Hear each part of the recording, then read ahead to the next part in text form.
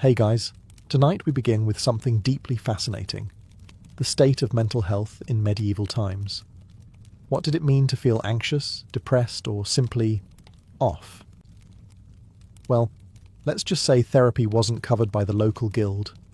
So before you get comfortable, take a moment to like the video and subscribe, but only if you genuinely enjoy what I do here. And let me know in the comments where you're tuning in from and what time it is for you. It's always fascinating to see who's joining us from around the world. Now, dim the lights, maybe turn on a fan for that soft background hum, and let's ease into tonight's journey together. Let's start with the basics.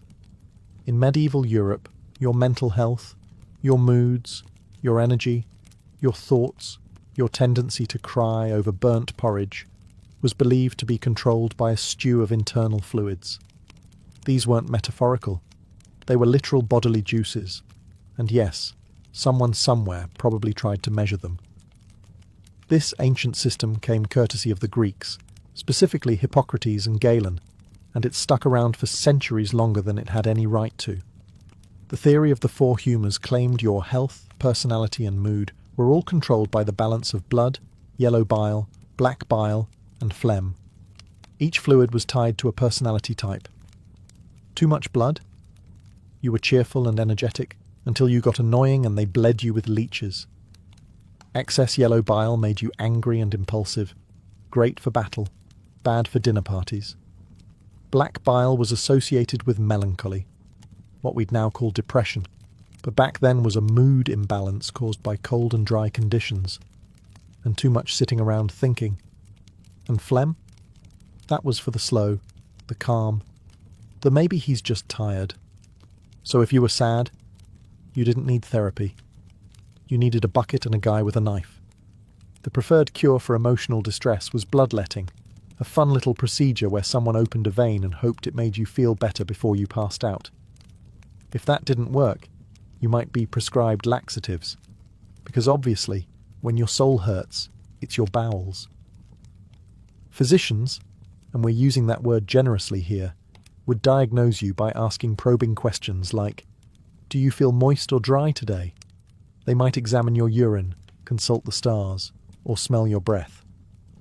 The conclusion: always the humours. You were either too hot, too cold, too wet, too dry, or simply too difficult to treat without divine intervention. It's worth remembering that these weren't fringe beliefs.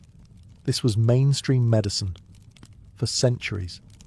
So when you imagine a medieval person having a panic attack, don't picture a concerned friend offering tea. Picture a man with a robe, a chart of fluids, and a very sharp knife saying, let's drain the sad out. In medieval Europe, if you felt off, emotionally, mentally, spiritually, and couldn't blame it on sin, demons, or your neighbour's weird bread, there was another obvious culprit: the moon. Yes, that bright glowing orb in the sky was believed to have direct influence over your mental state. The term lunatic didn't come out of nowhere. It comes from luna, the Latin word for moon. And people genuinely believed that too much exposure to moonlight could scramble your brain like an undercooked egg. This wasn't just folk belief either. It was widely accepted by doctors, clergy, philosophers, and that guy yelling near the well. The idea was that the moon, being a celestial body with feelings, could mess with your bodily fluids, especially your brain fluids, which were assumed to slosh around your skull like sad soup whenever the full moon hit just right. People who acted strangely around the time of a full moon weren't considered stressed, overwhelmed, or neurodivergent. They were just moonstruck. Some were even locked away temporarily until the lunar cycle passed, which was medieval healthcare's version of wait it out. The moon also got the blame for epilepsy, insomnia, hallucinations, and basically anything you couldn't easily treat with soup, leeches, or prayer. If you were up at night pacing or crying, they wouldn't ask about your childhood. They'd ask about the sky. Even animals weren't safe. Farmers swore that sheep acted skittish and dogs howled differently under a full moon. And if your ox kicked over a cart or your pig ran off into the woods, someone was bound to mutter, "The moon's up to something." Of course, there was no science to back any of this up, but in fairness, there also wasn't science. Most medical texts referenced astrology as casually as we reference caffeine, and treatments often included not just herbs and diet changes, but planetary alignments. Because sometimes it wasn't madness, it was just bad moon energy. If your mental health took a turn, say you started weeping into your bread, shouting at trees, or speaking in rhyming couplets, the first person to consult wasn't a doctor, it was the local priest. Why? Because in the Middle Ages the mind was considered a spiritual battlefield, and any behaviour outside the norm was immediately interpreted through a theological lens. Depression? Maybe you'd committed a sin and forgotten. Anxiety? A sure sign the devil was getting cozy in your soul. Hearing voices? Classic demonic Airbnb situation. Priests were essentially the default mental health professionals, except instead of therapy, they offered confession, fasting, and a stern reminder that you were made of dust and should probably act like it. If you showed signs of what we now call a mental illness, the priest would perform a moral diagnosis. Were you skipping church? Coveting thy neighbour's wife? Laughing too much? Yes, that was suspicious. If so, your condition might not require herbs. It might require repentance. For more extreme cases, like hallucinations, mutism, or erratic behaviour, the church had more robust tools. These included prayer vigils, pilgrimages, and, in special cases, minor exorcisms. You know, just to make sure your sadness wasn't a demon in disguise. Can't be too careful. Even routine emotions were under suspicion. Excessive joy could be seen as vanity. Deep sadness, sloth of the soul, also known as acedia, which was basically spiritual depression, treated with psalms and guilt. If you were melancholic, you weren't in need of support. You were morally slippery and possibly just not trying hard enough. The irony? Many people genuinely found comfort in the church's explanations. In a world without neuroscience, the idea that suffering had cosmic meaning was oddly reassuring. It gave structure to chaos, even if the treatment was a bit chant-heavy. Still, if you had a mental health issue in the Middle Ages, your best hope wasn't compassion. It was a priest with a decent bedside manner and a low threshold for demon accusations. So you've been hearing voices, having visions, or just talking to your soup too fondly. In today's world, you might get therapy, or at least a wellness podcast recommendation. In the Middle Ages, you got an exorcism. Yes, the preferred treatment for many mental disturbances was not medication or rest, but a firm and theatrical spiritual eviction. The logic was simple. If you were acting weird, it probably wasn't stress or trauma. It was Beelzebub making himself at home behind your eyeballs. And he wasn't paying rent. Exorcisms came in two varieties. The minor kind, which was basically an intense prayer circle with holy water and muttering, and the major kind, which was more of a live performance with a cast of one very nervous patient, one heavily robed priest, and a backup choir of concerned monks humming in Latin. The rituals varied, but the essentials remained consistent. Chanting, reading scripture, signs of the cross, relics, and occasionally yelling things like, "Depart, foul spirit," directly into your face. If you happened to flinch, that was seen as evidence it was working. If you didn't flinch, they just chanted louder. Some records describe afflicted people being tied down, sprinkled with salt, or forced to drink holy water. Others were made to fast for days beforehand, which, to be fair, could drive anyone to strange behaviour. One unfortunate soul reportedly had demons smoked out of his ears using burning sage, frankincense, and what we assume was a deep misunderstanding of ventilation. And if none of that worked, you were either deemed beyond help or tragically misdiagnosed as simply being naturally wicked. Not all exorcisms were terrifying, though. In many villages, they were communal events where people gathered in the town square to witness a good, old-fashioned supernatural showdown. Think of it as medieval spiritual theatre. Part religious ritual, part entertainment, part neighbourhood gossip starter. But in truth, most people who underwent exorcisms weren't evil. They were just overwhelmed, traumatized, neurodivergent, or unlucky enough to have a panic attack near a bishop. Let's say you weren't quite disturbed enough for an exorcism, but still deeply troubling at dinner. You wept for no reason, forgot your own name on occasion, or spent a bit too long staring at firewood philosophically. In this case, your treatment wouldn't involve ropes or shouting, just a lot of praying. Possibly while being locked in a room. This was known in some circles as the gentle approach to mental health. You'd be told that your condition was spiritual in origin and could be overcome through self-reflection, discipline, and, of course, relentless repentance. Essentially, medieval mental health care boiled down to, have you tried feeling bad about it? The logic was that suffering purified the soul, so if you were already suffering mentally, clearly you were halfway there. Monks and nuns, some genuinely compassionate, others just chronically overworked, might guide you through periods of meditative silence, prayer vigils, fasting, and sleeping on uncomfortable surfaces until either the devil left or you forgot what happiness felt like. Some people voluntarily entered monasteries as a kind of medieval retreat centre. These weren't quite spas, more like spiritual timeout chambers. You got a cell, a Bible, and 8 hours of daily chanting. Occasionally, you'd also get stew. Whether this helped mental illness or simply masked it with religious exhaustion is still debated. And then there were the relics. Feeling unwell? Touch the bone fragment of a saint? Trouble sleeping? Sleep near a vial of martyr's blood? Sad for no reason? That's what the toe of St. Euphemia is for. The idea was that holiness was contagious, like kindness, or fleas. Now, to be fair, this was the closest thing to compassionate care in many places. Unlike exorcisms or beatings, the prayer-based route didn't usually involve injury. Just lots of chanting and being told your thoughts were problematic. Sometimes monks genuinely helped people through community, quietude, and structured routine. Other times, they just told you to fast and hope for divine clarity by sunrise.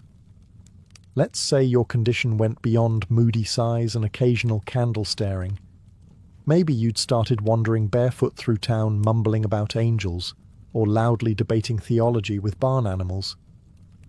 At that point, the medieval response wasn't a support group. It was a stone room with one window and no doorknob on your side. Enter the monastic cell, or as some historians delicately put it, protective isolation. These cells were tucked inside monasteries or churches and were considered a form of mercy, emphasis on considered.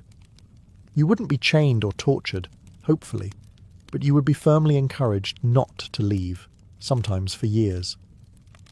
The space was simple, bare walls, maybe a straw mat, and if you were lucky, a little window through which food, mostly cold gruel, would arrive twice a day.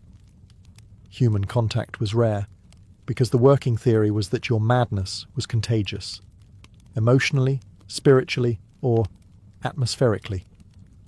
You weren't entirely forgotten, though. Monks might offer prayers for your soul. Occasionally, a kindly brother might bring herbs or read psalms outside your door in a tone that suggested you weren't the worst thing they'd seen that week. Sometimes, the locked room was not part of a monastery, but an actual public institution, the early versions of asylums. These weren't common until much later, but a few existed in medieval Islamic cities, and by the 13th century, in places like London and Paris. The goal? Shelter, not treatment, and certainly not recovery. Now, to their credit, the medieval mindset wasn't always cruel. Many believed the mentally unwell were closer to the divine, touched by God, or perhaps walking that fine line between prophecy and peculiar behaviour. But practically speaking, locking someone away for their own good was just easier than figuring out what to do with them. Families often begged monasteries to take in afflicted relatives, promising donations in return. The alternative was trying to explain to the neighbours why Uncle Thaddeus was shouting Latin in the cabbage patch again.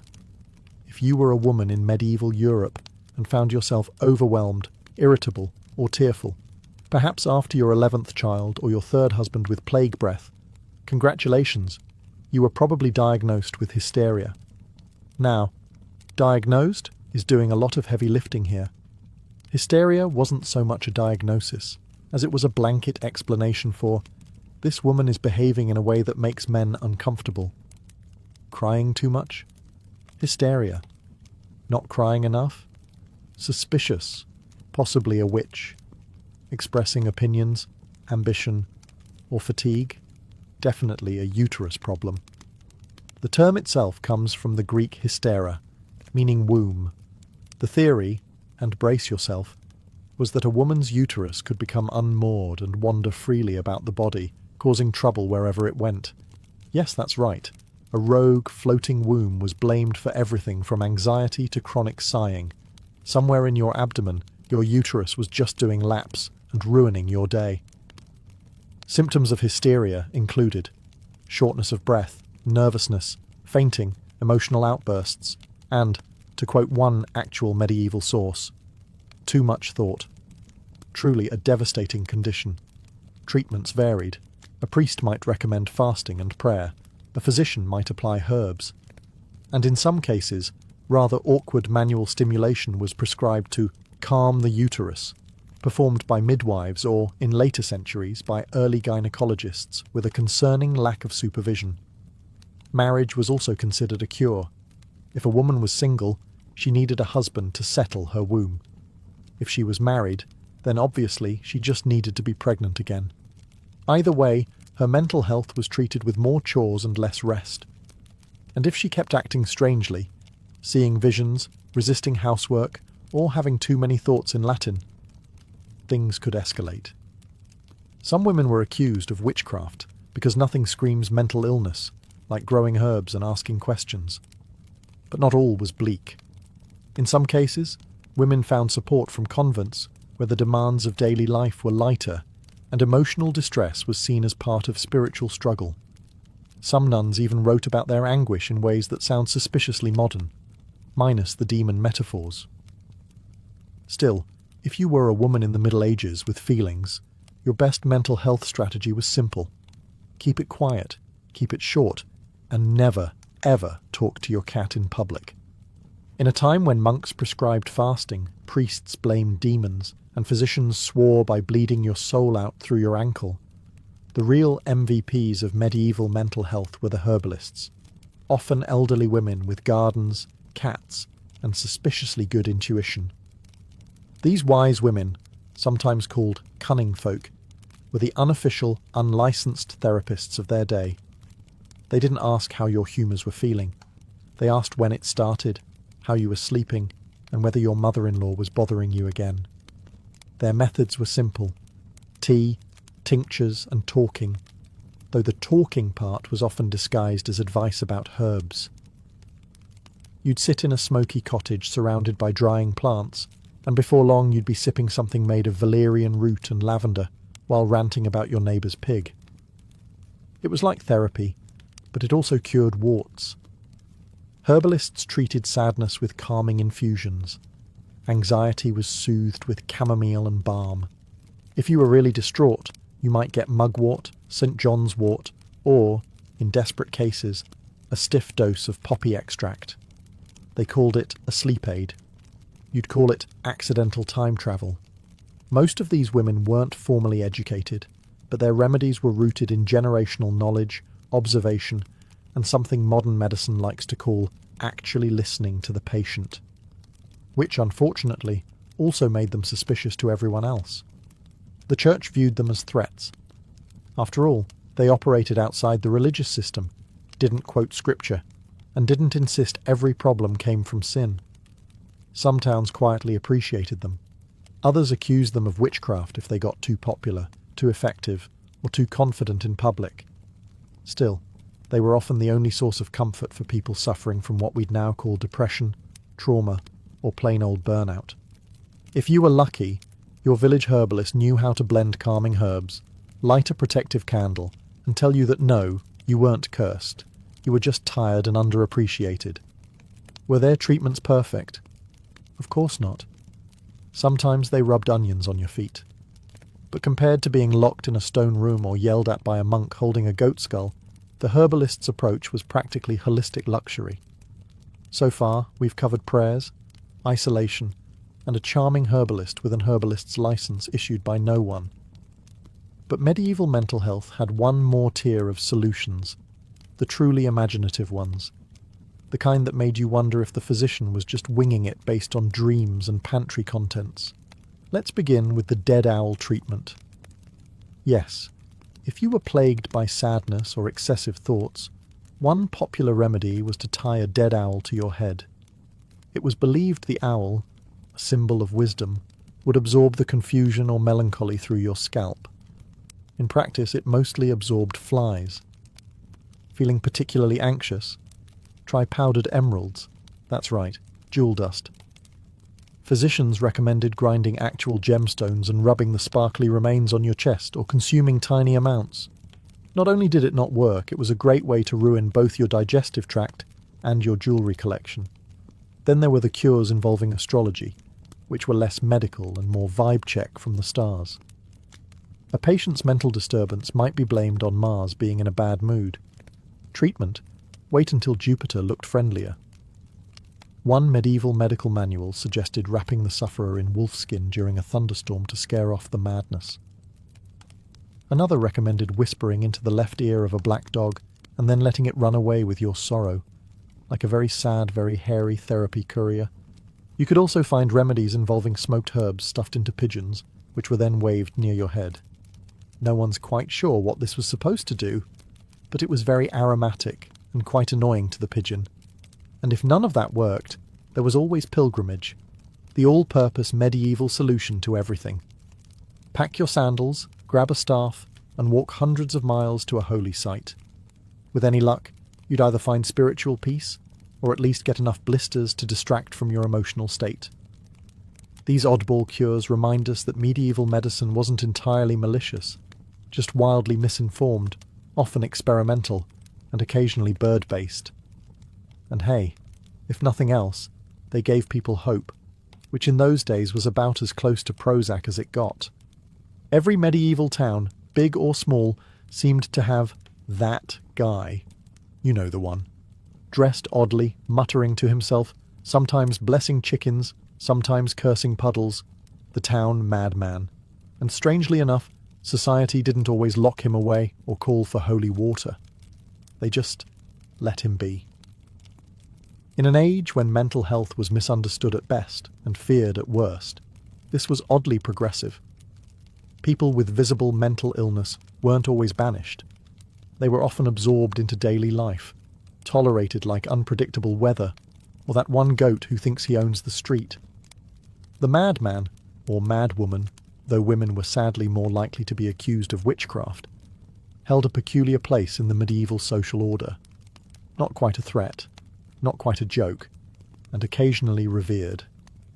In some towns, these individuals were even seen as touched by God, or given a grudging respect for their unpredictability.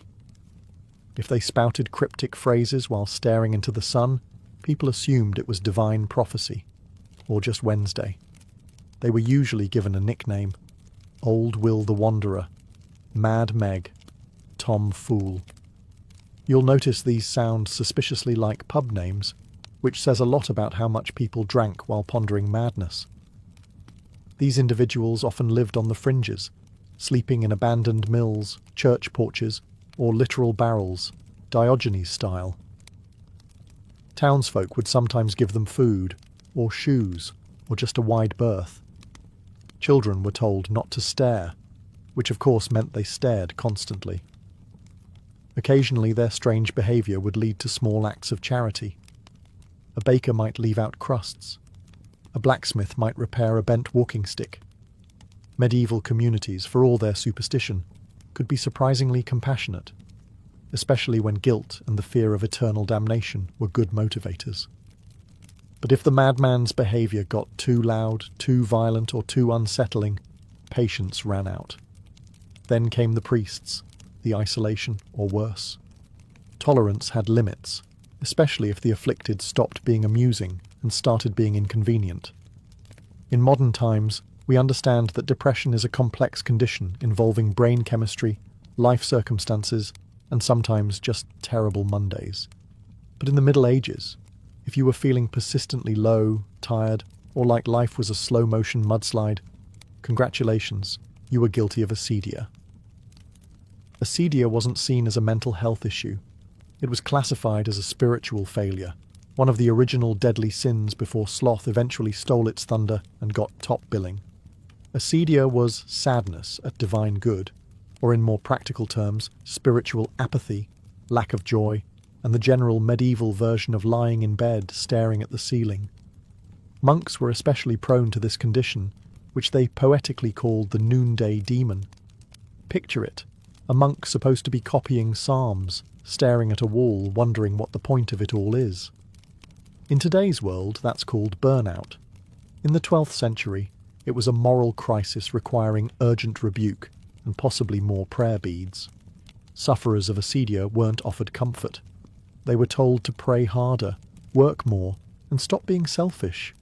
Depression wasn't a condition. It was laziness with branding. If your soul didn't feel joy, it was your fault. Maybe you hadn't repented hard enough. Maybe you were secretly proud. Maybe, and this was the nuclear option, you were letting Satan win. And if you dared to express your sorrow out loud, you weren't just pitied, you were viewed as contagious. Sadness could spread. It was like emotional mildew, and monasteries didn't want it soaking into the walls. Lay people weren't immune either. If you couldn't find joy in your toil, it wasn't because you were exhausted or grieving. It was a sign that you needed to go to confession, and maybe build a shed out of guilt. Ironically, some writings from monks who battled acedia sound remarkably modern. Descriptions of numbness, fatigue, restlessness, even suicidal thoughts. But instead of therapy, they prescribed fasting and mentally cataloguing your sins in alphabetical order. In a time when most people owned 2 shirts and one of them was infested with fleas, you'd think laughter would be encouraged. A little joy, perhaps? A chuckle to get through the plague-filled, mud-splattered, leech-happy nightmare that was daily life. Think again. In medieval Europe, laughter wasn't always a sign of happiness. It was often considered a moral red flag. Sure, peasants laughed. Jesters laughed.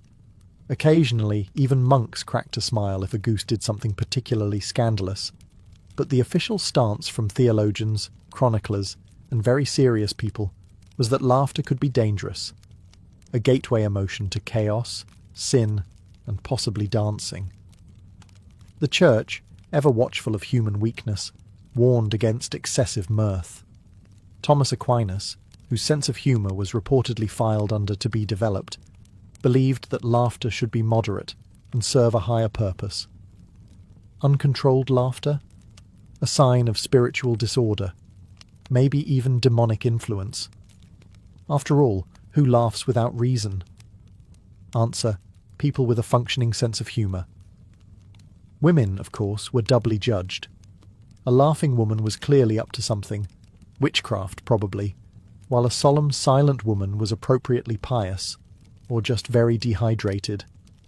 And let's not forget the laughter of the mad. If someone laughed at inappropriate times, say during a funeral or while milking a goat, it wasn't seen as eccentric. It was seen as evidence of mental illness, possession, or both. Involuntary giggling was basically a red flag with a tambourine. In some religious orders, novices were explicitly forbidden to laugh during meals, prayer, or basically any activity that might spark human connection. Joy was fine in theory, but it had to be the wholly inward kind, not the belly-aching, wine-snorting kind you get after someone slips on a turnip. Still, people did laugh. Humour survived in village festivals, in satirical poetry, and in that one guy in every town who made funny noises with his armpits. But it was always a little risky. Joy was tolerated, but not trusted. In today's world, talking to your cat is quirky. In the Middle Ages, it was potentially heretical, mildly alarming, and, depending on the tone of your voice, grounds for questioning your sanity or scheduling a light exorcism.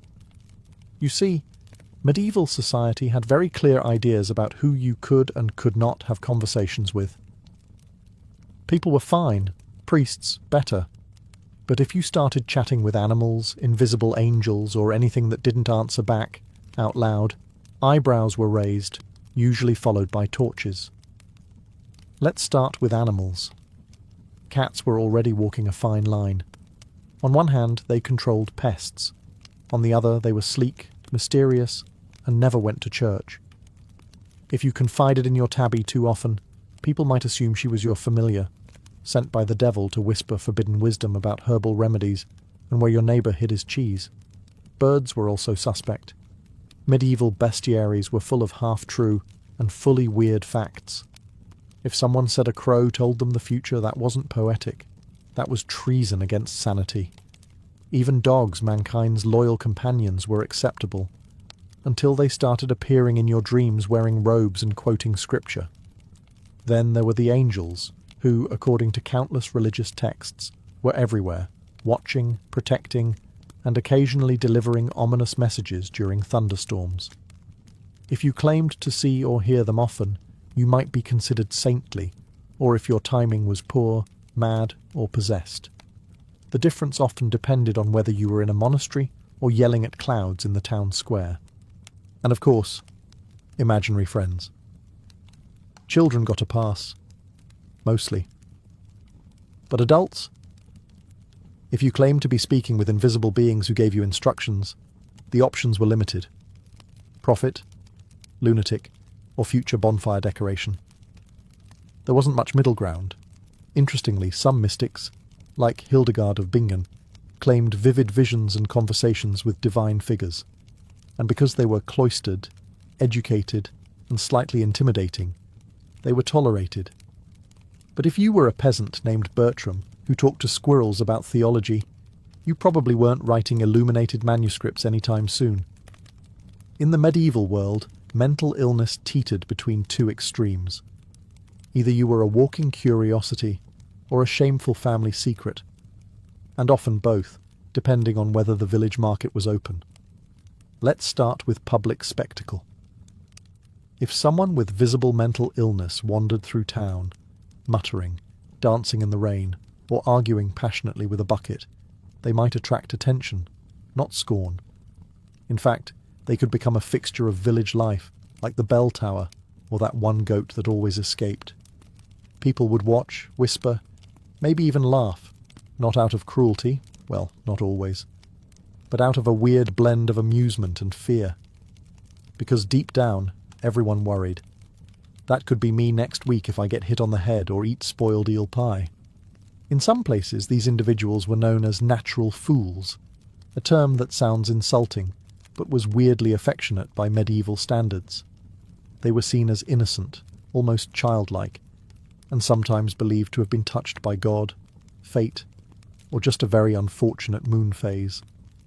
You could end up with food, shelter, and a nickname. It wasn't ideal, but in a world without therapy, it beat being locked in a tower.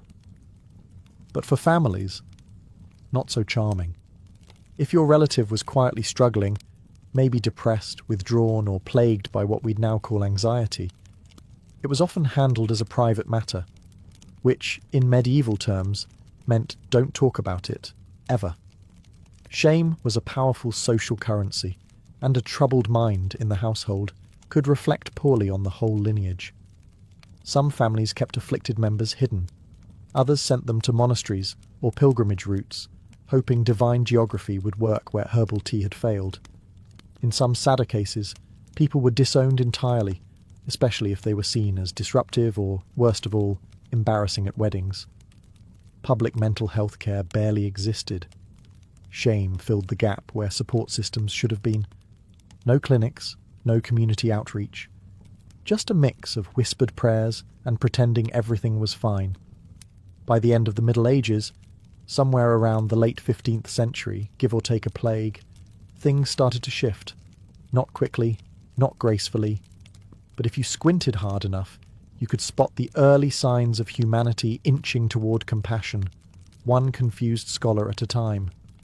For one, philosophy and science began to sneak into the conversation. Thanks to Arabic medical texts preserved and translated in places like Spain and Sicily, Western Europe was reintroduced to ancient Greek thinkers, who, while not exactly modern psychologists, had at least considered that the human mind wasn't just a demonic puppet show. Scholars started to flirt with the idea that madness could stem from imbalances in the body, not just sins or sorcery. Physicians began to write treatises discussing melancholy and mania, with slightly fewer biblical quotes and slightly more anatomy. Don't get excited. Treatments still involved things like apply leech to temple, but at least people were reading. At the same time, the idea of charitable care began to evolve. In cities like Valencia and Cairo, early hospitals started to separate out patients with mental disturbances from general wards. Some even offered gardens, music, and gasp conversation. It was still far from dignified, but better than being yelled at by a priest while tied to a goat post. The printing press didn't hurt either. With more access to books, ideas about the mind began to spread faster than syphilis at a midsummer fair. This helped plant the seeds for the Renaissance, when mental illness began its long, uphill climb from "you're cursed" to "you might need support." Of course, not everything changed. People still feared what they didn't understand, and the line between madness and mysticism remained as thin as a monk's bedsheet. But the groundwork was laid. Slowly, the mad were no longer seen solely as vessels of sin or divine wrath. They were, in a radical twist, beginning to be seen as human, fallible, suffering, and worthy of care. Not hugs, though. That would come centuries later. From the outside, noble life looked divine. Perfumed corridors, diamond-crusted attire, servants waiting on every whim. Whether at Versailles or within the imperial walls of Kyoto, nobility projected an illusion of perfection, elegance frozen in time like a portrait. But what the public didn't see was the suffocating reality beneath the powdered faces and rigid etiquette. For many nobles, this life of luxury was less like heaven and more like a velvet-lined prison. Every aspect of a noble's day, from when to rise to how to fold a napkin, was dictated by unwritten rules or ceremonial codes. In France, nobles were expected to perform the lever ritual each morning, where courtiers would literally line up to watch the king get out of bed. Participation wasn't optional. If you weren't seen in the right rooms at the right hours, rumours spread. Your influence shrank. Your enemies smiled. And at Versailles, losing social capital was often deadlier than losing money. Across the world in Japan, court nobles in Kyoto faced a different but equally suffocating script. The high-end elite were expected to master poetry, calligraphy, music, and the subtle art of aloof expression. Every word, every bow, every sleeve movement was political theatre. And failure to perform correctly? Social suicide. Even leisure was performative. A ball wasn't just a party. It was a test of alliances. A walk in the garden might be a silent battlefield of glances and veiled insults. You weren't simply living your life. You were playing a role in an eternal play, where the audience was everyone, and the stakes were your legacy. And yet, few nobles escaped, because the very privileges that made them admired also kept them chained. Inheritance laws, arranged marriages, debt obligations, and the constant surveillance of rivals meant they rarely had control over their own fates. Behind the closed doors of their manor houses, many nobles experienced mental decline, quiet rebellion, or spiritual despair. But in public, they smiled, always smiled.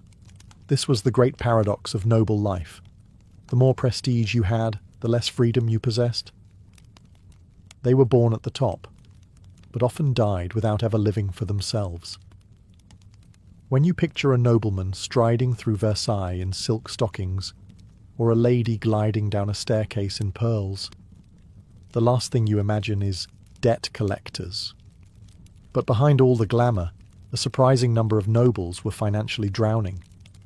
It turns out that maintaining the illusion of wealth was more expensive than actual wealth itself. At Versailles, appearances were everything. A noble might spend more on a new waistcoat or ball gown than on maintaining an entire estate.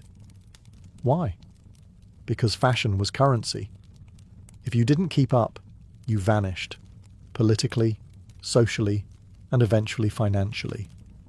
Courtiers would gamble enormous sums, not just at cards, but on horses, land speculation, and high-stakes alliances.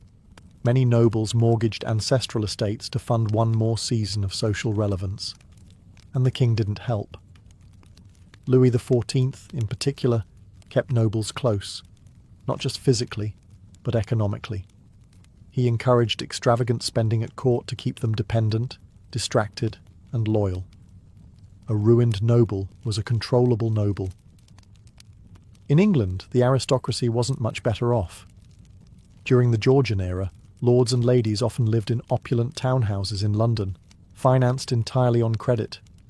Tailors, wine merchants, and milliners were expected to wait months, sometimes years, for payment. Entire families balanced on the edge of collapse, hoping their daughter would marry a wealthier man, or that some distant cousin would die and leave them a title and a working estate. Meanwhile, in Russia, nobles were granted vast lands populated by serfs, and yet many were still cash poor. The wealth was illiquid. Lavish lifestyles in Moscow required constant borrowing. Pawn shops discreetly handled tiaras and sabres. Family jewels were sold under candlelight behind locked doors. Japan's noble class fared no better during periods of peace. As the samurai class shifted from warrior to bureaucrat during the Tokugawa era, many nobles found themselves ceremonial but irrelevant. Stipends shrank, costs remained. Some took side jobs. Yes, actual jobs, in poetry schools or estate management, to keep up appearances. But admitting financial hardship was a dishonour, so debts piled in secret. The lesson? Nobility wasn't about financial stability, it was about the performance of wealth. And often, that performance came at a soul-crushing cost. Scandal was the unofficial second language of the nobility. Affairs, duels, secret children, whispered betrayals. The more polished the public image, the dirtier the private truths. Nobles had power, prestige, and privilege. But what many of them didn't have? Restraint. In Versailles, courtiers lived in such close quarters that privacy was nearly non-existent, and yet illicit liaisons flourished. Queen Marie Antoinette was endlessly accused of romantic entanglements, whether with Swedish nobles or her inner circle of ladies. Many of these rumours were false, but they stuck because everyone knew someone who was doing exactly that. The court practically ran on gossip, and scandal wasn't just tolerated, it was currency. Your name in someone else's bedroom could either elevate your influence or ruin your bloodline. Meanwhile, over in England, aristocratic reputations were shredded in salons and gambling houses. Lord Byron, for example, was rumoured to have fathered children with his half-sister.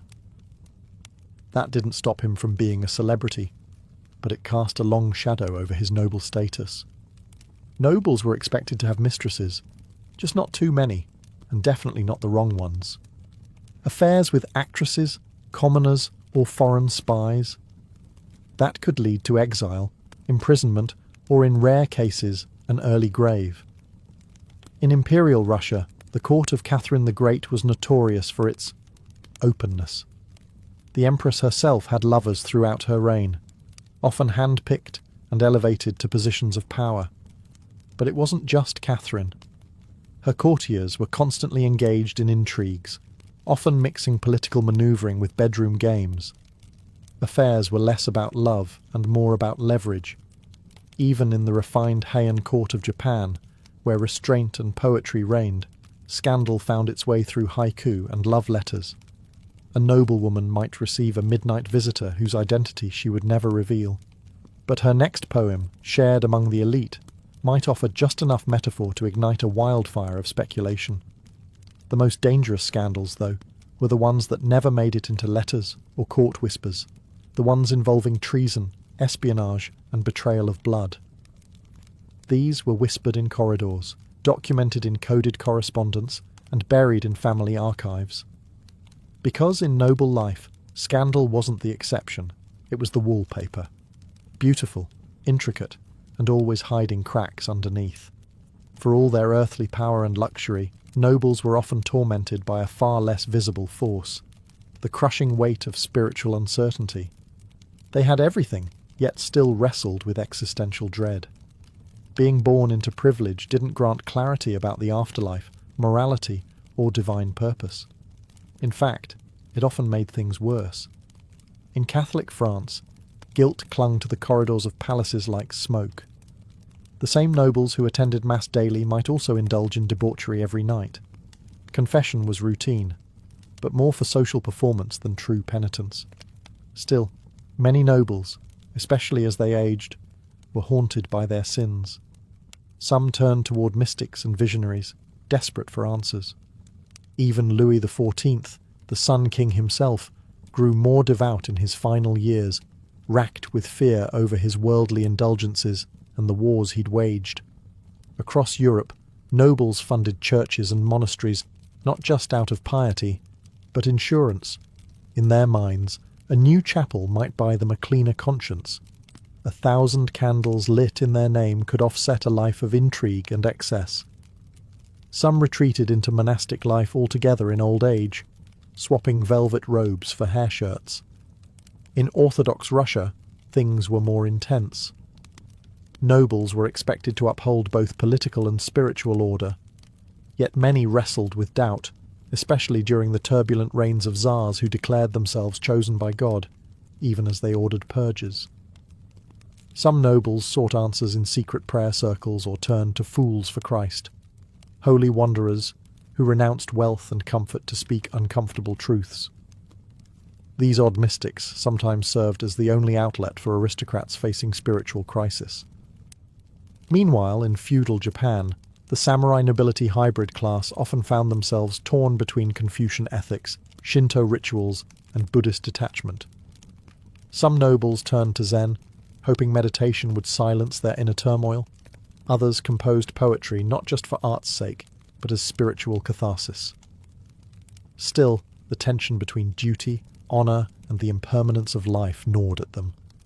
When a noble committed seppuku, it wasn't always about shame. Sometimes it was about spiritual release. Despite their silks and titles, nobles were often profoundly lost.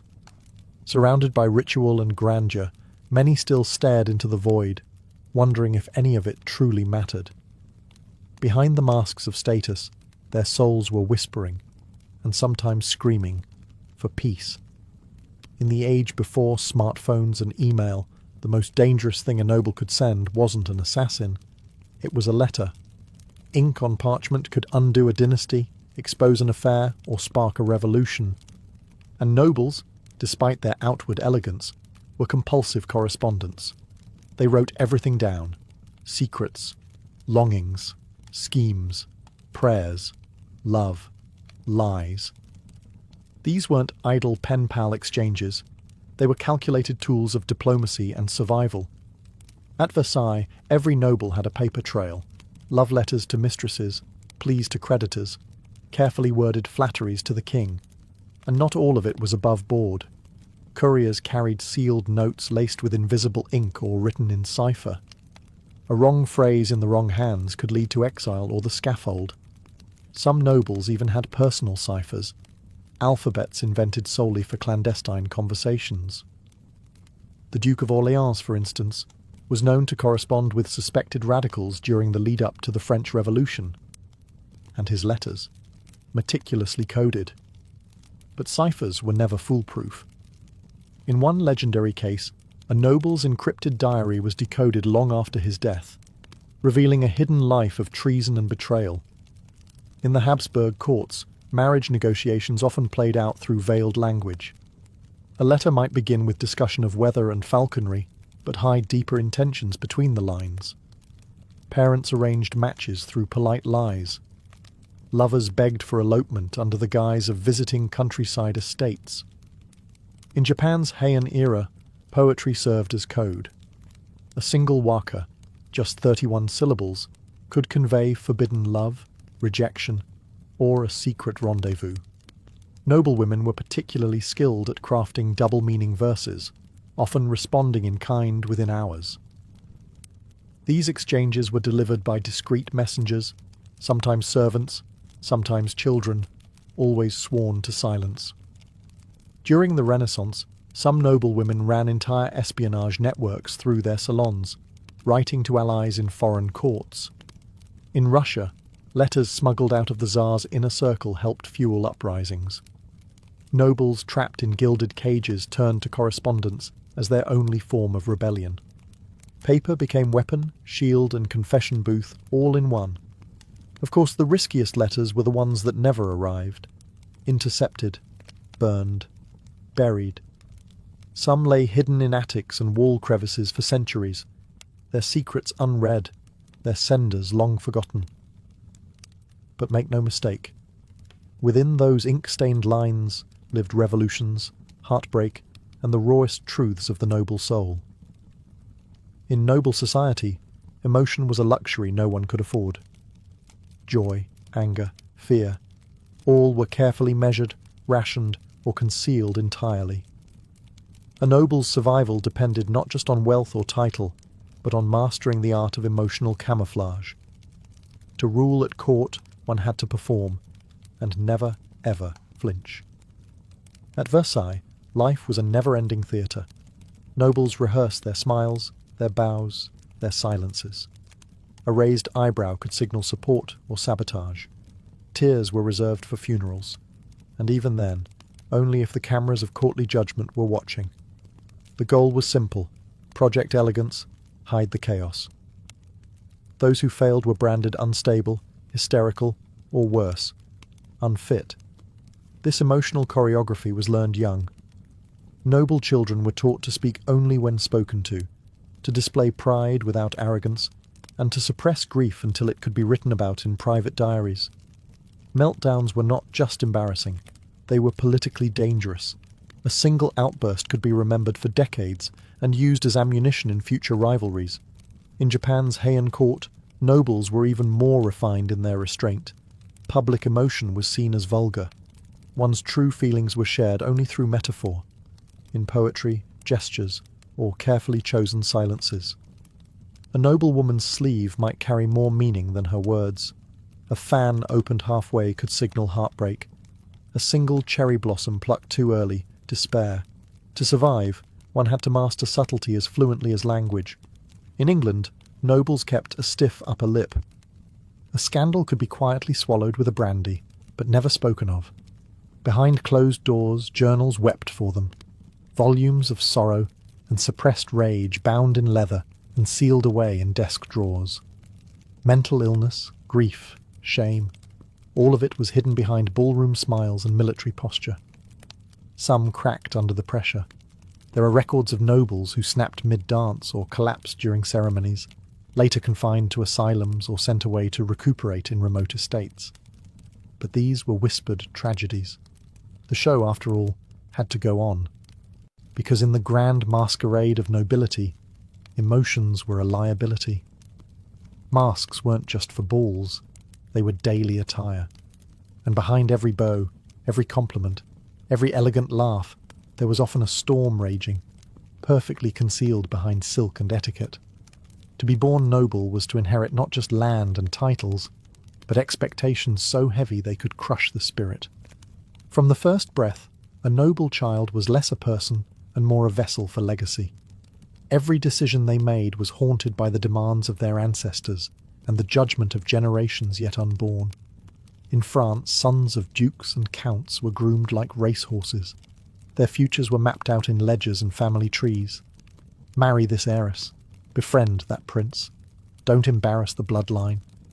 Their lives were a continuation of a strategy that had started long before they were born, and often one they had no power to alter. Even the women were pawns on the family chessboard. A duchess's value was often measured by the strength of her dowry and the purity of her lineage. England's aristocracy had similar burdens. Firstborn sons inherited the estate, the debt, the staff, and the responsibility of ensuring the family didn't fall into disgrace, or worse, trade. Those who failed were remembered not for their humanity, but for being the one who lost the manor. Meanwhile, younger sons, without land or title, were quietly funneled into the church or military, with little choice in the matter. In Russia, noble families carried their status like a ticking time bomb. One misstep, one disagreement with the wrong court faction, and everything could be seized. Land, serfs, even the family name could be revoked. Generations of effort, wiped away with a signature. Japan's aristocracy was even more rigid. In Heian times, noble families competed for proximity to the emperor. Positions and influence were passed down not through merit, but through lineage. A single disgrace, a failed marriage, an unruly son, could undo centuries of prestige. The pressure to conform was immense, and individuality was often sacrificed on the altar of ancestral duty.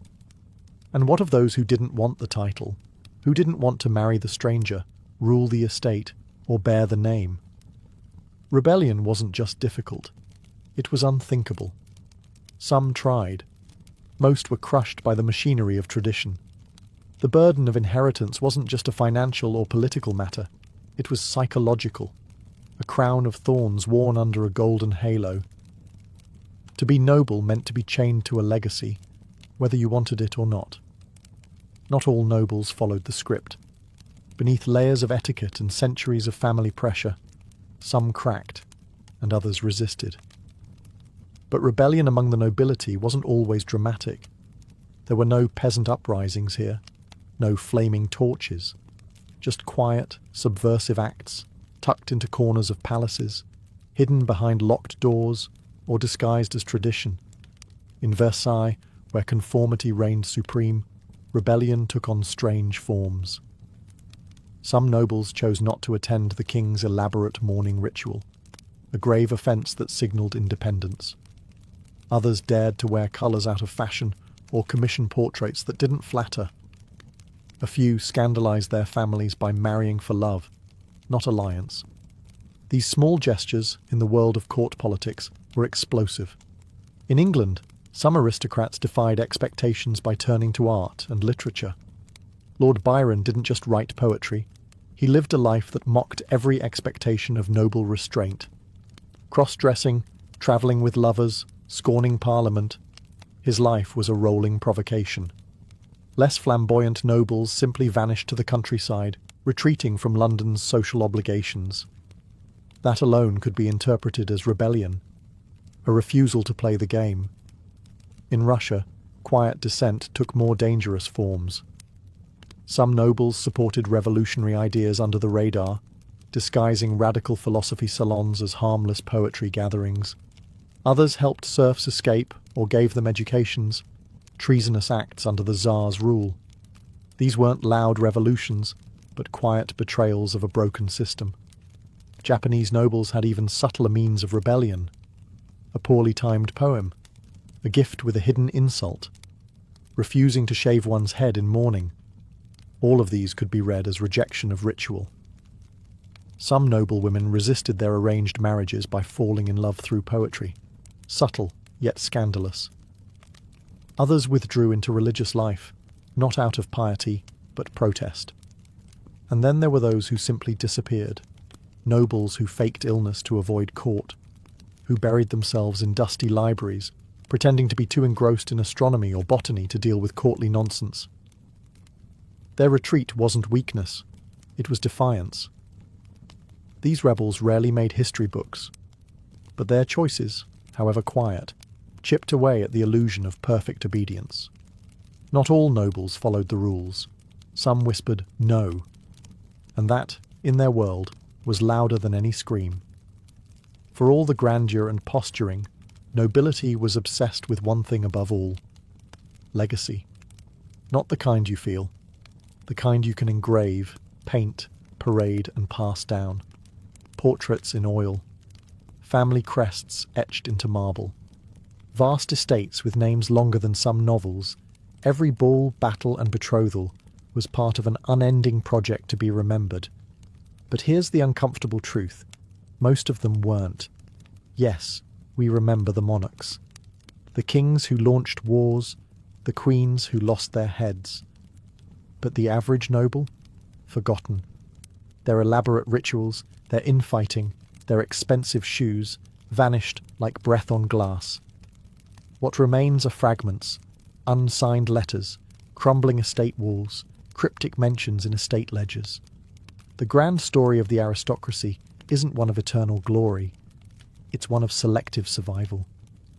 In France, the revolution didn't just end lives, it erased entire bloodlines from memory. Portraits were defaced, names were banned. The aristocracy who obsessed over how history would view them were instead swept away by it.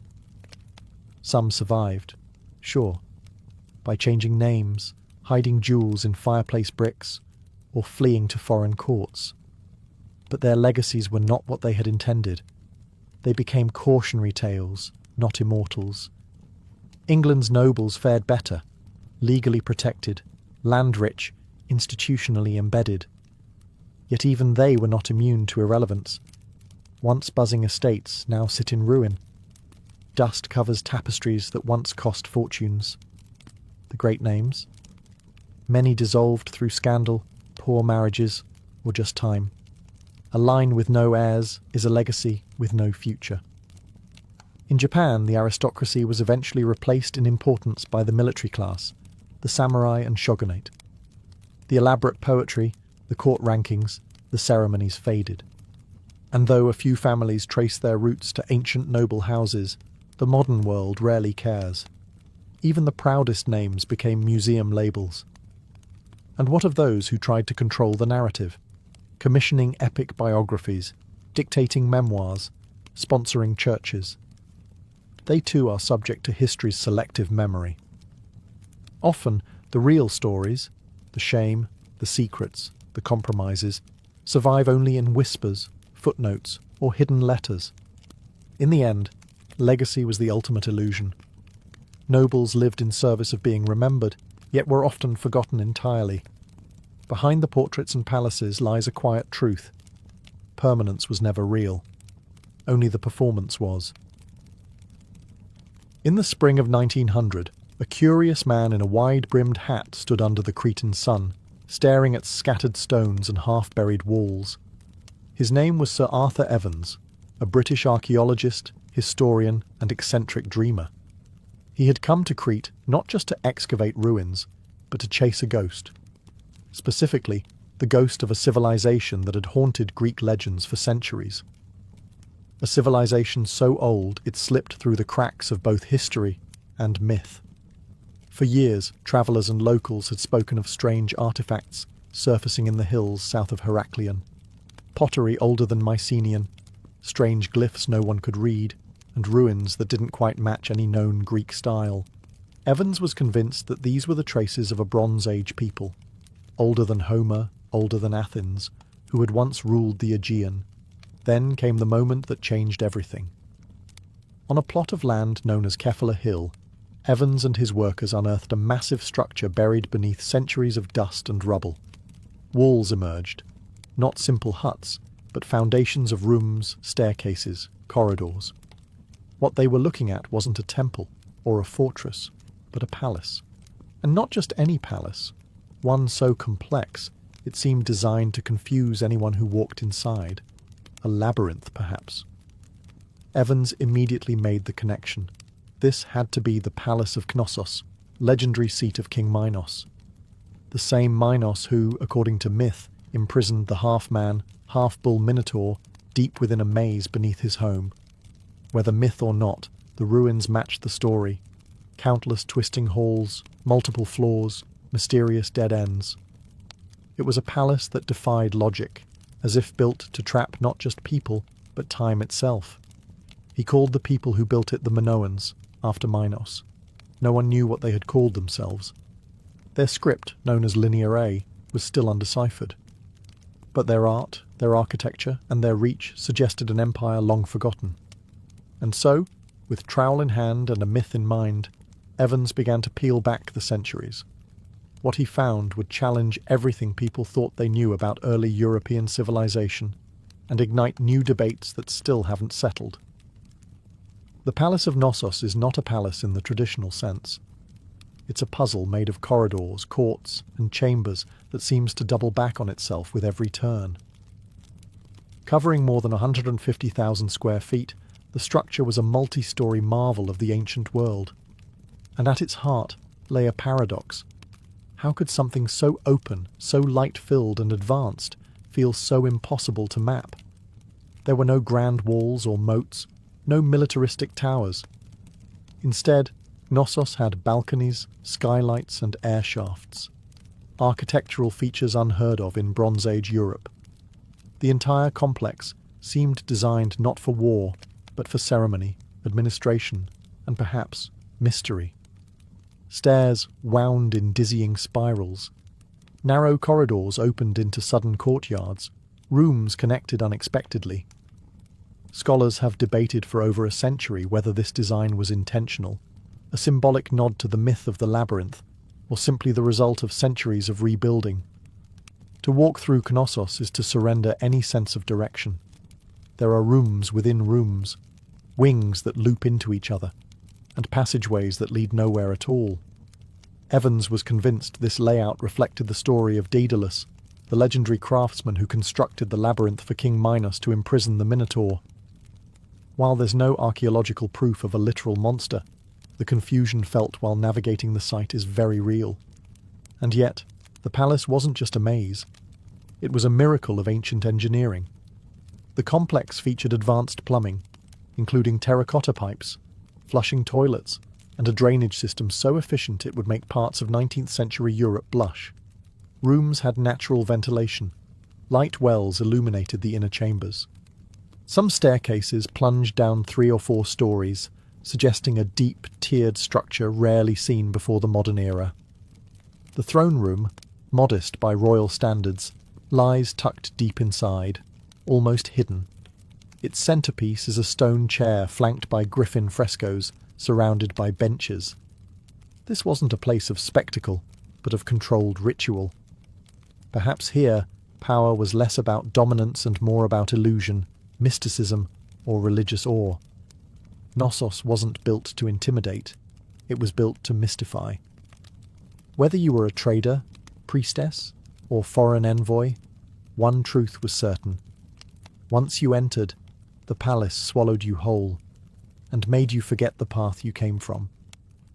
Though the stone walls of Knossos are crumbling, its colours still speak. Buried beneath volcanic ash and time, the palace's frescoes emerged as some of the most vivid, enigmatic, and advanced artworks of the ancient world. Unlike the rigid, militaristic art of later Greek or Egyptian civilizations, the Minoan frescoes burst with movement, of dancers, dolphins, bulls, and goddesses. They didn't just decorate rooms, they told stories, hinted at rituals, and revealed a civilization that seemed to love life, beauty, and rhythm. One of the most iconic images from Knossos is the bull-leaping fresco, a young figure somersaulting over a massive bull in an elegant, impossible arc. Was this real? Was it myth? Historians have debated it for over a century. Was it a ritualistic sport, a religious offering, or simply a metaphor for taming chaos? Regardless of its meaning, the image captures something essential about Minoan life, a dance with danger, with grace at its core. Elsewhere, the walls bloom with lilies and crocuses, monkeys and birds, spirals and waves. In the Prince of the Lilies fresco, a slender youth with flowing hair and an ornate crown struts with ceremonial confidence. Though Evans initially identified him as a prince, modern scholars aren't sure. The figure may represent a priest, or even a goddess. Gender in Minoan art is fluid, symbolic, and still deeply mysterious. Unlike many ancient civilizations, the Minoans didn't focus their art on kings, wars, or conquests. There are no depictions of battles or slaves. Instead, there are scenes of celebration, of nature, of sacred rites. Women are central, not in the background, but front and centre. Bare-breasted priestesses with elaborate skirts and coiled hairstyles perform rituals, suggesting that women may have held significant, even dominant, religious roles. And the colours. Deep reds, blues and whites still cling to the plaster after thousands of years, defying time. The vibrancy of the artwork hints at a society that not only valued aesthetics, but understood their emotional power. These weren't just pretty paintings. They were symbols of cosmic order, human joy, and spiritual reverence. In the palace of Knossos, the walls didn't just see history, they sang it. In pigment and pattern, the Minoans painted a world of motion, mystery, and meaning. Among the many enigmas of Knossos, one stands out above all: the prominence of women. Unlike many contemporary societies where women were confined to the margins, the Minoans placed them at the centre, literally and symbolically. Their images dominate frescoes, figurines, and ceremonial scenes, hinting at a civilization where female power wasn't hidden. It was celebrated. In the central court and sacred chambers of Knossos, depictions of bare-breasted women in flounced skirts and ornate headdresses appear again and again. These weren't submissive figures tucked behind kings. They were front and centre, arms raised in blessing, holding serpents, surrounded by symbols of fertility, animals, and divine energy. Scholars believe many of these women were priestesses, intermediaries between the mortal and divine, responsible for overseeing rituals that touched every aspect of Minoan life. One of the most famous artifacts from the palace is the snake goddess figurine, a woman with a piercing gaze, holding serpents in both hands, with a feline perched on her head. Was she a deity? A high priestess? A representation of female sovereignty? We may never know, but her image tells us volumes about the spiritual hierarchy of Knossos, and who may have stood at its peak. In contrast to the pharaohs of Egypt or the kings of Mycenae, no clear Minoan male ruler has ever been identified in the art. No grand statue of a king, no battle scenes glorifying a warlord. It's led many scholars to suggest that Minoan society may have been matriarchal, or at least unusually egalitarian for its time. Women likely held power in both religion and possibly governance, guiding seasonal festivals, managing temples, and performing state rituals. Even the architecture reflects this balance. Rooms believed to be used by high-ranking women, with direct access to shrines, light wells, and private staircases, suggest they moved freely through the palace. Some frescoes depict women gathering in ceremonial processions, dressed in vivid garments, their posture commanding, not deferential. In Knossos, femininity wasn't confined, it was divine. Whether as priestesses, leaders, or symbols of renewal, women weren't secondary to Minoan culture. They were the culture, its voice, its vision, and possibly its soul. Knossos was not just a royal residence, it was a stage for the sacred. Every corridor, courtyard, and chamber seemed to pulse with spiritual intent. From underground crypts to sun-drenched altars, the palace was built not merely for living, but for communing with the divine. And while no Minoan holy book survives, the architecture itself whispers of rituals that shaped their world. The palace featured dozens of small shrines and ritual rooms, many of them tucked into secluded corners or carved deep below the ground. These weren't places for mass worship. They were intimate, mysterious, and likely restricted to the priestess elite. One chamber, often called the lustral basin, features a sunken tub-like structure at the base of a narrow staircase, not meant for bathing, but likely for purification rites. Perhaps initiates descended in silence, cleansed by symbolic waters before entering sacred ceremonies. The central court, vast and open to the sky, was likely the heart of public ritual. Here, hundreds might have gathered for seasonal festivals, celebrating fertility, renewal, or the turning of the year. The rhythmic sound of drums, the twirl of dancers, the chants of priestesses. Knossos was alive with ceremony. And always present in these rites was the bull, that powerful symbol of energy, virility, and the natural world. Throughout the palace, bull horns, stylized and massive, were placed atop walls and entrances. These horns of consecration, as Evans called them, marked sacred thresholds. Paired with the bull-leaping imagery found in frescoes, it's clear that this animal held deep religious meaning. Some believe a live bull may have even been part of certain rituals, not in brutal sacrifice, but as a partner in a spiritual performance, meant to mirror the eternal dance of chaos and order. The double axe, or labrys, was another symbol often associated with sacred spaces in Knossos. Found carved into pillars and walls, it may have been a tool, a weapon, or a divine emblem. Its frequent pairing with female figures further supports the idea of a goddess-centered religion. No temples in the traditional sense exist at Knossos. Instead, the palace itself was the temple, every stairwell a procession, every chamber a chapel. It was a place where the spiritual and political were one, and where sacredness was woven into the very walls. Amid the frescoes, altars, and labyrinthine chambers of Knossos, archaeologists uncovered something even more puzzling: writing. Hundreds of clay tablets inscribed with symbols that no one, to this day, can fully understand. This was Linear A, the script of the Minoans, and one of the last great undeciphered writing systems of the ancient world. Discovered during Evans's excavations, Linear A looked superficially similar to another script found in Mycenaean Greece, known as Linear B. Evans assumed they were related, and they were. But while Linear B was later cracked and revealed to be an early form of Greek, Linear A stubbornly refused to give up its secrets. It's a language unrelated to Greek, and possibly unrelated to any known language on Earth. We can read its characters phonetically, but we don't know what they mean. Most Linear A tablets found at Knossos are administrative, inventories of grain, oil, livestock, or offerings. But without knowing the language, the context remains elusive. Were these taxes? Ritual offerings? Market records? No one can say with certainty.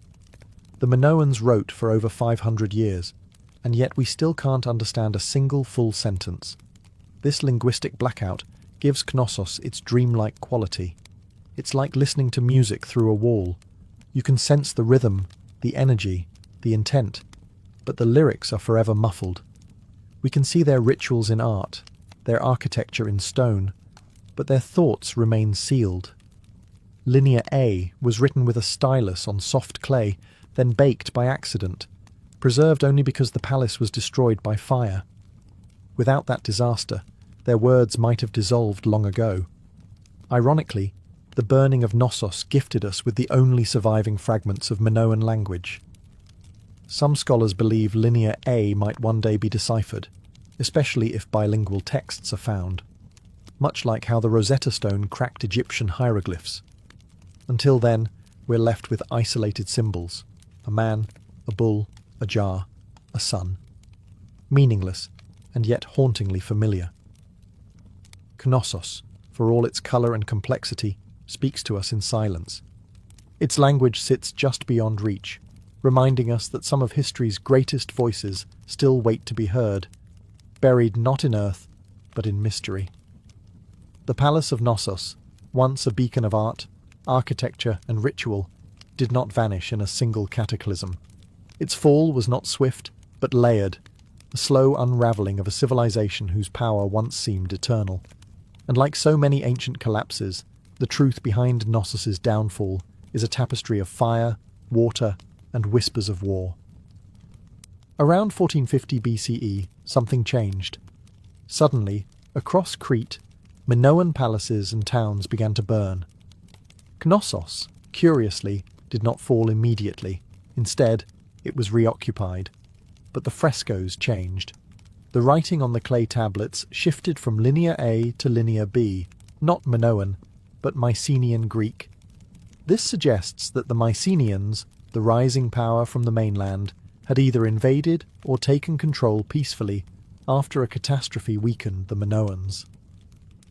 Whatever the method, Knossos was no longer ruled by its native people. One theory points to the eruption of Thera, a volcanic explosion on the island of Santorini, just north of Crete, around 1600 BCE. This cataclysm was one of the most powerful in recorded history, devastating the region with earthquakes and tsunamis. The resulting chaos may have crippled the Minoan economy, wrecked their ports, and weakened their influence, leaving them vulnerable to invasion or internal collapse. Others argue for a gradual economic and political decline. As trade routes shifted and rivals grew stronger, the centralized power of Knossos may have fractured. The palace, once buzzing with activity, became more administrative, more subdued. Ritual gave way to record-keeping. Art gave way to imitation. By 1375 BCE, the palace was abandoned entirely. Fires raged through its halls, roofs collapsed, walls cracked and buckled. Knossos was left in silence, its colours fading, its language unread, its rituals forgotten. And yet, it was never truly lost. Legends of the labyrinth and the Minotaur survived in Greek myth. Hints of Minoan influence echoed through Mycenaean palaces, and later, in classical art and architecture, the soul of Knossos lingered like smoke, invisible but present. Today, its ruins are open to the sun again. Tourists walk where priestesses once danced, and the palace that once held a civilization together now holds its secrets in plain sight, majestic, mysterious, and unfinished. When Sir Arthur Evans uncovered Knossos in 1900, he didn't just excavate it, he reimagined it. With a mix of scholarly ambition and artistic vision, Evans set out not only to preserve the ruins, but to bring them to life. He believed that simply exposing the foundations wasn't enough. The world needed to see the palace as he believed it once was, colourful, complex, and awe-inspiring. What followed was one of the most controversial restorations in archaeological history. Using concrete, a material completely alien to the Bronze Age, Evans rebuilt sections of the palace with modern methods. He employed artists to repaint frescoes using fragments found on site, but often filled in missing details based on assumption, not evidence. Balconies were reconstructed. Columns were restored not in dull stone, but painted red with black caps based on Evans's vision of Minoan aesthetics. Rooms were roofed, walls were replastered, and the ancient palace slowly became a hybrid, part ruin, part Edwardian fantasy. Some applauded his boldness. Without Evans, they argued, Knossos might have remained just another tangle of unremarkable ruins. His reconstructions made the site accessible, educational, and emotionally compelling. Visitors could walk through halls that felt alive, see murals bursting with colour, and visualize the world of the Minoans with more clarity than ever before. But others saw it differently. Critics accused Evans of overstepping, of imposing his own interpretation on a civilization we still barely understand. The frescoes, for instance, were sometimes almost entirely invented, based on small shards of original paint. Whole sections of the palace, such as the famous throne room, may have been assigned functions they never had. By shaping the ruins to match myth, Evans may have blurred the line between archaeology and storytelling. Today, Knossos is both a marvel and a monument to the complexities of historical reconstruction. Evans' vision cannot be separated from the site. His concrete structures still stand, his artistic interpretations still colour the walls. But visitors walk through Knossos with a dual awareness of what the Minoans might have built and what a passionate archaeologist believed they did. In trying to bring Knossos back to life, Evans may have given us two palaces, one ancient, buried in the earth, and one imagined, standing boldly above it. Today, the Palace of Knossos stands not only as a ruin, but as a bridge between myth and history, imagination and evidence, Europe and the ancient world. Long after its last ritual was performed and its halls fell silent, Knossos continues to fascinate, mystify and provoke. Its very existence challenges our assumptions about early civilization and forces us to confront how little we still know. The palace helped redefine the timeline of European history. Before its discovery, most scholars believed that advanced civilization began with the Greeks. Knossos rewrote that narrative. Here was a culture flourishing 1,000 years earlier, with plumbing, urban planning, international trade, and symbolic art. The Minoans, centered at Knossos, were not primitive. They were sophisticated, expressive, and deeply spiritual. But Knossos's legacy is inseparable from its mythology. For millennia, the story of the Minotaur in the labyrinth was dismissed as fiction, a fable to frighten or entertain. And yet, When archaeologists unearthed a palace with hundreds of rooms, corridors that looped and twisted, and symbols of bulls carved into stone, the line between myth and history blurred. Perhaps the legend was not invented, but remembered, filtered through generations until only fragments survived. In modern times, Knossos has inspired not just scholars, but writers, artists and architects. Its double axes, horned symbols, and sinuous frescoes have appeared in fashion, sculpture, and even science fiction.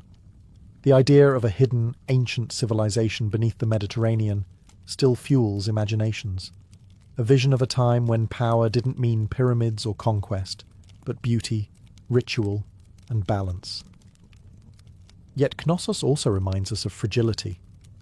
The palace fell, its language was lost, its people vanished, and its meaning, its real, original purpose, is still debated. Every interpretation is a mirror, reflecting not just the past, but what we want to believe about it. Walk its halls today, and you stand where priestesses once prayed, dancers once twirled, and children once laughed. You stand at the heart of the oldest palace in Europe, a place that lived between sunlight and shadow, between architecture and myth. Knossos may never give up all its secrets, but in its silence it still speaks, of mystery, memory, and the deep, labyrinthine path of civilization itself. Lucius Domitius Ahenobarbus was born on December 15th, 37th CE, a child of privilege, but also of poison. His lineage was imperial, tangled in the Julio-Claudian dynasty that ruled Rome with both splendor and suspicion. His mother, Agrippina the Younger, was the sister of Emperor Caligula, great-granddaughter of Augustus, and one of the most cunning political players of her time. His father, Gnaeus Domitius Ahenobarbus, was known for arrogance and cruelty. It was said that when someone congratulated him on the birth of his son, he muttered, "Nothing could be born from me and Agrippina but something monstrous." Whether that was a prophecy or just bitterness, time would tell. At just 2 years old, Nero lost his father to dropsy, or possibly to poison. In a Rome where alliances were fatal and ambition was a blood sport, Agrippina now found herself a widow with a child and no real power. But she was patient. She watched as her brother Caligula spiraled into tyranny and was murdered by his own guards. She kept quiet as Claudius, the stammering, bookish uncle, was lifted to the purple robe. Then she made her move. By 49 CE, Agrippina seduced Emperor Claudius, her own uncle, and married him. She wasn't subtle about her goals. Within a year, she convinced him to adopt her son as heir, passing over his own biological son, Britannicus. Lucius became Nero Claudius Caesar Drusus Germanicus, a name fit for emperors.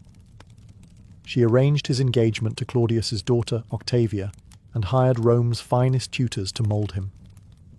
Chief among them was the Stoic philosopher Seneca, who tried to shape the young man into a noble ruler. From the outside, Nero was being groomed for greatness, educated in rhetoric, poetry, philosophy, and music. He learned how to command a crowd, recite Homer, and manipulate public opinion. But Agrippina still held the reins. She appeared beside him in ceremonies, ordered his household, and made it clear who truly wielded power. Nero's rise wasn't born from destiny. It was engineered by a mother who saw herself as empress long before her son ever wore a crown. And within that gilded nursery of ambition and manipulation, the seeds of a chaotic reign were quietly planted. In 54 CE, at just 16 years old, Nero became emperor of Rome. Claudius, his adoptive father, had died, officially of illness, though many suspected poison. And the prime suspect? Agrippina. She had long grown impatient with waiting, and when Claudius began reconsidering his biological son Britannicus as heir, she acted. Mushrooms, legend said, were the delivery method. The food of the gods, some joked darkly, and perhaps the food of murder. With Claudius dead, Nero was rushed into power. The Roman Senate approved. The Praetorian Guard applauded, and Agrippina stood triumphantly behind him, dressed in gold and flanked by guards, the real architect of the regime. But she hadn't raised an emperor. She had built a puppet. In the early months of Nero's reign, Rome prospered. He gave generous bonuses to the soldiers, held public games, and promised a return to Augustan values. Behind the scenes, governance was handled by two key figures: Seneca, the philosopher tutor turned speechwriter, and Burrus, the pragmatic head of the Praetorian Guard. Together, they steered Nero through complex decisions while maintaining a veneer of noble restraint. But Agrippina wasn't content to stay in the wings. She expected to rule beside her son, and when Nero began asserting his independence, tensions exploded. At first, the battles were subtle. She demanded to appear on coins beside Nero's image, something no Roman mother had ever done. She intruded on state meetings. She walked into the Senate chamber uninvited. She reminded Nero, constantly, who had made him emperor. The young emperor chafed under her control. He began to surround himself with his own advisors, men of pleasure and art, not of duty. He fell in love with Acte, a former slave girl, much to Agrippina's horror. She had plans for a royal marriage, not romance with a commoner. The once close bond between mother and son began to sour. Whispers spread through the palace, of shouting matches, slammed doors, veiled threats. Agrippina, once revered as the empress maker, now seemed a looming threat. Rome had given Nero a throne, but Agrippina still held the leash, and Nero was beginning to reach for the knife. His reign had begun with promise, poetry, and applause, but behind the curtain, a family tragedy was already brewing, one that would stain the imperial purple with blood. By 59 CE, the imperial palace had turned into a battlefield, not of armies, but of wills. Nero was emperor in name, but his mother, Agrippina, still loomed like a storm cloud over every decision. She undermined his authority, opposed his personal life, and plotted in the shadows to replace him with Britannicus, the late Claudius's biological son. Nero, once the obedient boy with a lyre, had become a young man desperate to escape her grasp. He acted first. Britannicus, a legitimate threat to Nero's throne, suddenly died during a banquet. Guests claimed he choked on his wine, but the poison was so fast-acting, his death was unmistakable. Nero denied involvement. Few believed him. Agrippina certainly didn't. With Britannicus gone, Nero's next problem was his mother. She had once ruled through him.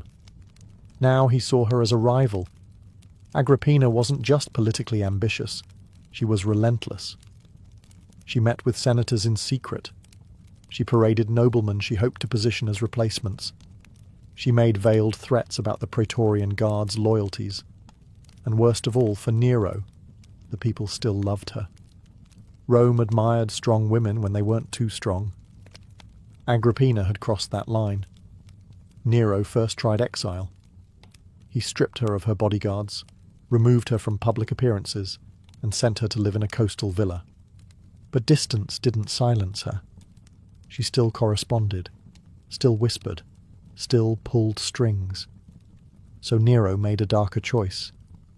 He invited Agrippina to a grand celebration, gifting her a lavish boat for her return voyage. But the vessel had been rigged to collapse mid-sea. When the sabotaged ship broke apart, Agrippina survived, swimming to shore under moonlight. The botched attempt enraged and humiliated Nero, so he tried again. This time he sent assassins to her villa under the pretense of an urgent message. Accounts vary, but one story says she faced her killers calmly, telling them to strike her in the womb, the place that had given birth to Nero. Her murder sent shockwaves through the empire. Nero's guilt was immediate and consuming. He couldn't sleep. He paced at night. He saw her ghost in the halls. Rome, too, whispered of the unthinkable crime, the emperor who had killed his mother. With Agrippina's death, Nero had finally broken free. But in doing so, he also severed the last tether to restraint. What followed would be a reign untethered by shame and spiralling toward infamy. With Agrippina gone, Nero was finally emperor in full. No more whispers, no more maternal oversight, just unfiltered power. But instead of channeling that power into military conquest or administrative reform, Nero turned inward. He didn't want to be remembered as a ruler. He wanted to be adored as an artist. He fancied himself a poet, a singer, an actor. He performed publicly, something no Roman emperor had dared to do. To the Senate and aristocracy, it was mortifying. In Roman tradition, the stage was reserved for slaves and foreigners. But Nero was undeterred. He trained in music and drama, demanded applause, and filled amphitheatres with forcibly enthusiastic audiences. The emperor didn't just host games, he starred in them. Nero composed verses, sang tragic arias, and recited long epics of his own creation. He prided himself on his voice, even undergoing strange treatments to preserve it, including vomiting rituals, long periods of silence, and bizarre diets. Senators sat through hours-long performances, terrified to leave their seats. Not clapping could mean exile, or worse. He also threw resources into building theatres, sponsoring athletic contests, and redesigning Rome to reflect his aesthetic tastes. He introduced Greek-style games like the Neronia, a blend of Olympic sports and theatrical competitions, where, unsurprisingly, Nero always won first prize. His obsession with performance spilled into foreign policy. On a trip to Greece, Nero insisted on competing in every artistic contest. At the Olympic Games, he took part in a chariot race, with 10 horses instead of the standard 4. He fell off his chariot mid-race but was still declared the victor. Why? Because he would have won had he not fallen. A triumph in Nero's eyes. Yet even as he indulged in these creative fantasies, the empire groaned. Administrators were neglected, governors acted without oversight, the provinces grew restless. But Nero didn't care. He wasn't trying to be another Augustus or Tiberius. He wanted to be Orpheus, Apollo, or maybe something even greater, a god of music with absolute power. To the Roman elite, he was becoming a national embarrassment. But to the masses, given bread, games, and endless entertainment, Nero was a living spectacle, a flawed god on stage singing over the cracks in his collapsing empire. In July of 64 CE, a fire ignited near the Circus Maximus. Within hours, flames surged through the city like a divine curse. The streets of Rome, narrow, overcrowded, flammable, became a furnace. For 6 days and 7 nights, the capital of the empire burned. By the end, 10 of the city's 14 districts were reduced to rubble. Thousands were homeless. Temples, homes, marketplaces, gone. And where was the emperor? Rumours flew. Some claimed Nero had watched the blaze from a tower, strumming his lyre and singing of Troy's destruction. Others swore he had ordered the fire himself to make room for a new palace. Nero denied both, and in truth, he wasn't even in Rome when the fire began. But when he returned, he acted with theatrical flair, opening his private gardens to refugees, organising emergency food deliveries, and funding reconstruction. Yet the whispers persisted. People needed a scapegoat, and Nero, ever the dramatist, gave them one. He blamed the Christians. They were already mistrusted, a strange sect of Jews who worshipped a crucified man and refused to honour the Roman gods. Nero accused them of arson and began a persecution so brutal it would echo through the centuries. Christians were torn apart by dogs, crucified, and, most horrifyingly, burned alive to serve as torches for Nero's garden parties. It wasn't justice. It was theatre by firelight. Meanwhile, Nero unveiled his true ambition, the Domus Aurea, or Golden House. On the ashes of central Rome, he began constructing a pleasure palace of unimaginable extravagance.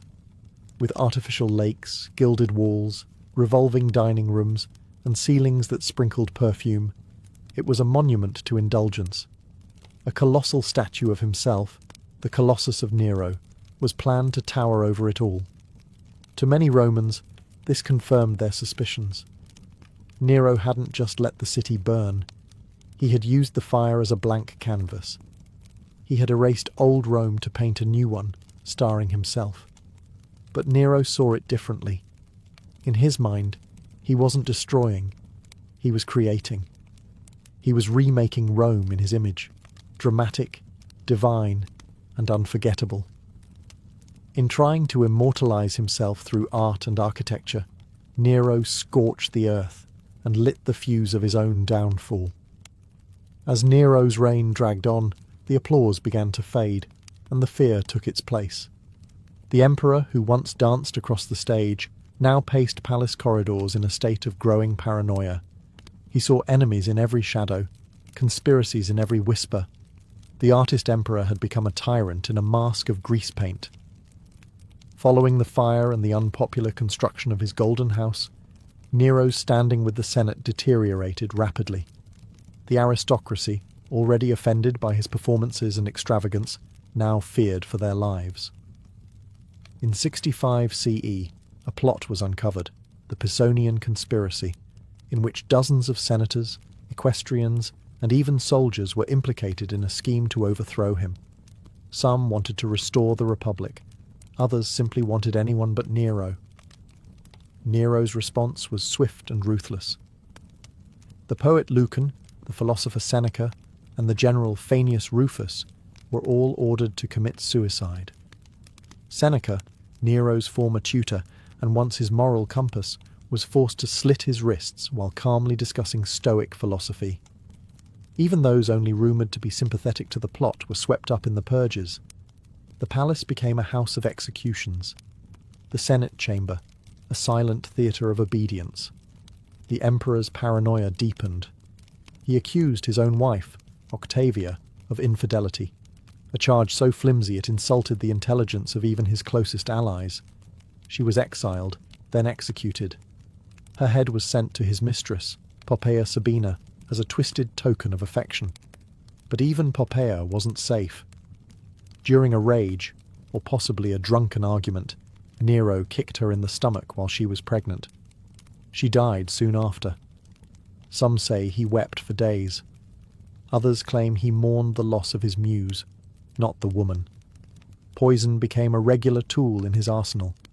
He relied on the infamous poisoner Locusta, a woman whose concoctions had killed emperors and rivals alike.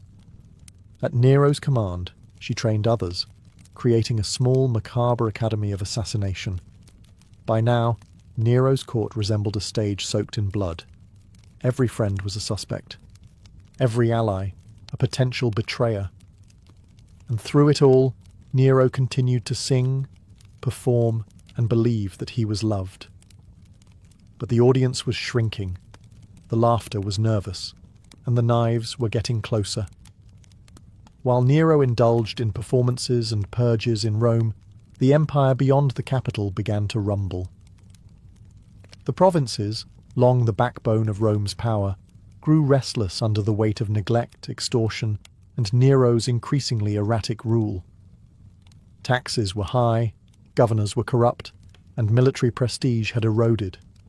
In distant corners of the empire, patience wore thin, and rebellion stirred. The first crack came from the east. In 66 CE, the province of Judea erupted into full revolt. Tensions between Roman authorities and the Jewish population had simmered for years, fueled by religious oppression and heavy taxation. When Nero's appointed governors desecrated sacred temples and looted treasuries, open war broke out. The First Jewish-Roman War began, and it would cost Rome dearly. Nero dispatched one of his most competent generals, Vespasian, to crush the rebellion. Ironically, this act would later prove fatal to Nero's own reign. Meanwhile, in the west, the storm clouds gathered darker still. In Gaul and Spain, Roman legions began murmuring discontent. Nero's lavish lifestyle, the destruction of Rome, and his cruelty had eroded the loyalty of both aristocrats and soldiers. Governors like Gaius Julius Vindex in Gaul declared open rebellion in 68 CE, accusing Nero of being a disgrace to Rome, a self-absorbed performer unworthy of the purple. Vindex's rebellion failed militarily, but succeeded politically. It emboldened others. Servius Sulpicius Galba, the powerful governor of Hispania Tarraconensis, refused to recognize Nero's authority and declared himself a legate of the Senate and people of Rome. It was the first open call for regime change. Back in Rome, panic took hold. Nero's supporters began to flee or turn against him. The Senate, sensing the shift in power, grew bolder. The Praetorian Guard, once his fiercest protectors, was now bribed by Galba's agents. Their loyalty, like everything else in Nero's court, was transactional. Nero tried to rally support. He wept, begged, even considered fleeing to the eastern provinces and returning as a popular artist. But it was too late. The empire had turned against its self-declared god performer. Nero's isolation was complete. The provinces that had once cheered his rise now lit the fuse of his destruction. The emperor had lost his stage, and now the curtain was falling. By June of 68 CE, Nero was emperor in name only. The Senate had turned. The Praetorian Guard, once the iron wall around his throne, had declared allegiance to Galba. The people of Rome, once entertained by his games and theatrics, now watched in silence as the city held its breath. The empire that Nero had once tried to turn into a stage had now left him without an audience. When Nero awoke on June 9th, messengers brought news that sealed his fate. The Senate had declared him a public enemy. He was to be arrested and executed by the traditional Roman method, the poenaculae, or being beaten to death while naked, his head clamped in a forked stick. The same man who once performed to adoring crowds would now die humiliated and alone. Panicked, Nero fled Rome in disguise, dressed in rags and accompanied by a few loyal freedmen. They took refuge in the villa of his former secretary, located in the countryside outside the city. There, in a dark, overgrown garden, the last Julio Claudian emperor hid in a ditch, listening for the sound of approaching horsemen. Even in his final hours, Nero's obsession with legacy did not fade. When he heard hoofbeats in the distance, he reportedly cried out, "What an artist dies in me!" It was not Rome he mourned, but himself, his talent, his image, his tragic ending. His companions urged him to die by his own hand, but he hesitated. For all his brutality, Nero was a coward when it came to death. Finally, as soldiers drew near, he pressed a dagger to his throat with the help of a freedman named Epaphroditos. The blade pierced flesh. He did not die immediately. As blood filled his lungs, he whispered, "Too late. This is fidelity." He was 30 years old. The soldiers found his dying body, astonished. The Senate, now under Galba, ordered his burial in a simple grave. No state funeral, no divine honours, just a quiet end to a chaotic reign. With Nero's death, the Julio-Claudian dynasty, the line of Augustus, Tiberius and Claudius, was extinguished. What followed was a new storm, civil war, chaos, and the rapid rise and fall of emperors. But one thing was clear. Rome would never forget Nero. Nero's body was barely cold before legends began to bloom. Some Romans rejoiced, others mourned, and still more whispered that he wasn't really dead, that he had escaped to the east and would one day return. Over the next few decades, no fewer than 3 impostors claimed to be the resurrected Nero, appearing in Asia Minor with lyres in hand and songs on their lips. The myth of Nero, it seemed, had only just begun. For many in the Roman elite, his legacy was clear. Nero was a monster, a megalomaniac who murdered his own mother, burned his capital, and disgraced the empire with his narcissistic performances. The historians who chronicled his life, Tacitus, Suetonius, Cassius Dio, painted him as a cautionary tale, the artist emperor who let vanity devour virtue, and yet not everyone agreed. Among the lower classes, Nero remained oddly beloved. He had reduced taxes, built public baths, and organised massive games and grain distributions. He gave Rome its greatest spectacles. Some even considered him a populist. Vulgar, yes, but generous. Centuries later, Christian texts would demonize him further, with early writers labeling Nero the first Antichrist and possibly the beast of Revelation. He was remembered not just as a bad ruler, but as a cosmic villain.